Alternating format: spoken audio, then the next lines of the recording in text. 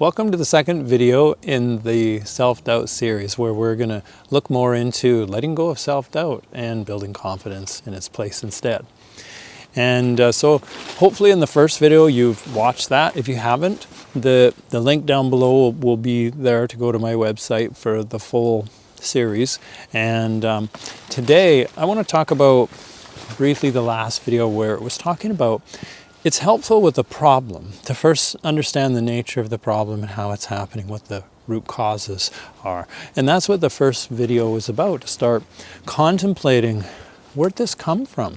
How did I become self-doubtful and not feel safe in the world to be me or to put myself out there? Where'd this lack of confidence come from?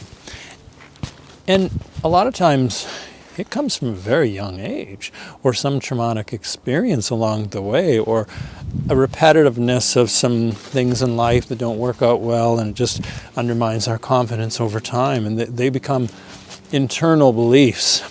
And they start to really undermine how we look at things. And today I want to really look at thoughts, doubtful thoughts, because when we get a sense of where this is kind of coming from, we need to start moving into a solution.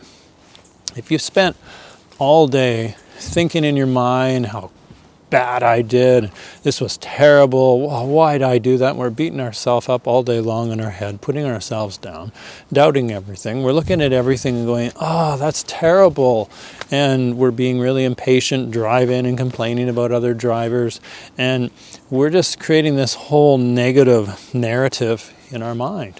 And what happens is it's impossible to not doubt life and doubt ourselves and feel safe if that's going on in our head all day long. It's like you're going on a nice walk to enjoy nature, and then you got a headset in and you're listening to music or somebody talking negatively and really badly, and it sounds horrible and you hate it, or some music you just really hate.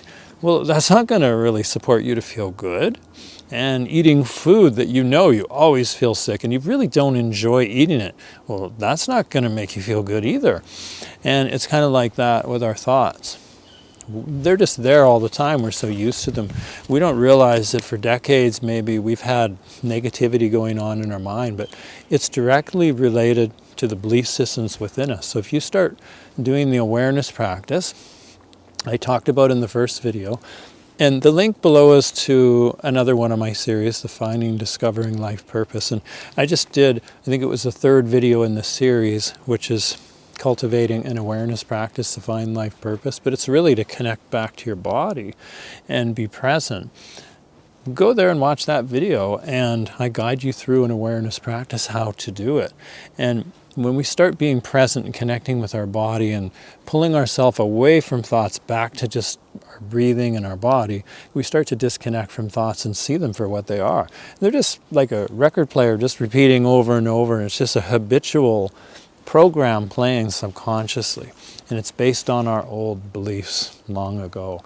And when we start really observing our thoughts, we realize, wow, that gives us a good indication of the kind of belief systems we have within our subconscious mind, the way we view ourselves and how we view the world and ourselves relating to the world.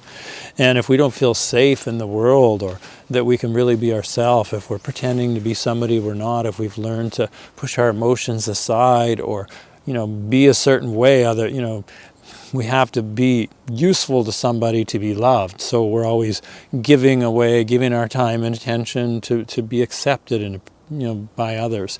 When we're doing things like that, people pleasing, or maybe we're rebelling as well, where we're disconnecting ourselves from life and good experiences because life isn't safe, and so we're putting a wall up against life. All these things are really doubting life and doubting ourselves.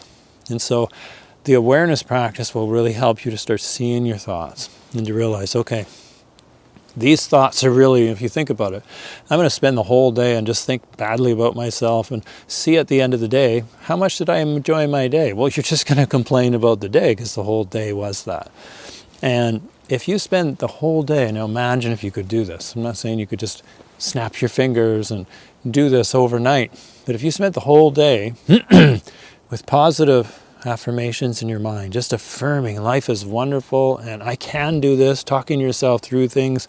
You did a really good job, and you're really supporting confidence, really supporting acknowledging success. You're looking around and appreciating things, and you never doubted things or beat yourself up in your head or looked at things judgmentally the whole day. It was just all positive. How would you feel at the end of the day compared to the other example of spending the whole day beating yourself up in your head?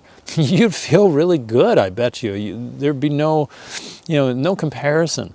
And so our thoughts are very connected here, and they're basically just a representation of our belief systems. And we want to change our belief systems to have more supportive thoughts in a way, which we can do that to a certain degree, but we also have to then take action to support it the other way, to support our belief systems to change through changing our thoughts, through becoming aware and present.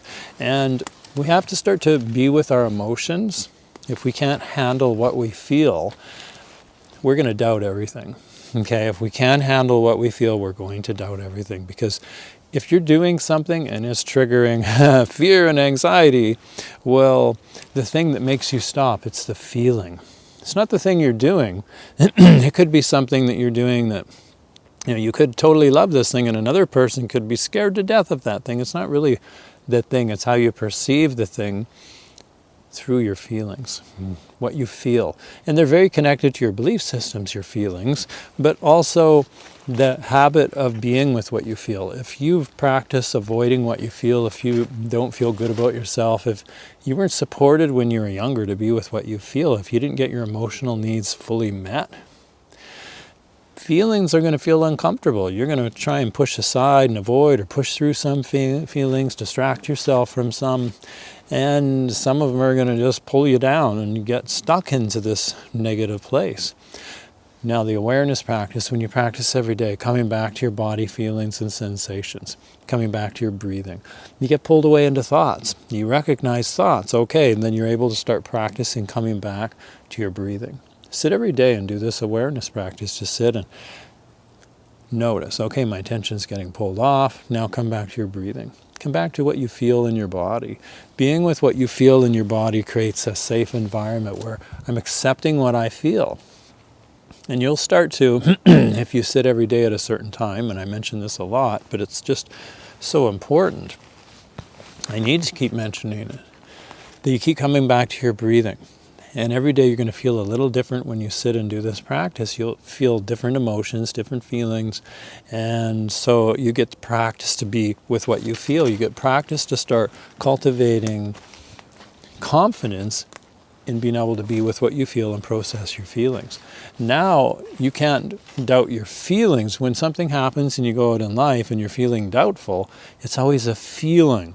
You're feeling something makes you feel uncomfortable, and it creates a thought, and it could be a thought that creates a feeling, but either way it comes down to a feeling, which is the experience in life where I feel uncomfortable, and then no, I don't like this, I feel uncomfortable.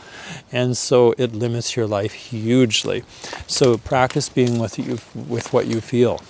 Coming back away from thoughts, notice thoughts, and come back to your body. This will help create space between you and thoughts, so the thoughts aren't controlling you, and they're not going to be your reality. Because really, thoughts aren't your reality. Your reality is the present moment experience of feeling life through your body.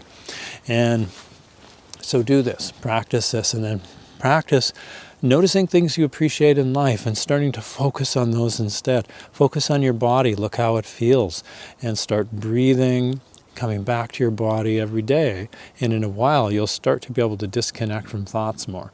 And we're going to go more into how to start training our thoughts or our mind to start looking at life better. So I'm going to give you a lot of little simple tools and exercises to do to start building that to the point where then doing this act will start changing the belief systems that are supporting the negative thoughts and the doubt. And that'll start building confidence and success that you'll start to build on and start to feel confident about yourself and your ability to be with what you feel in life. So I hope you've enjoyed this video. It's a bit of work to do this, but it's worth it.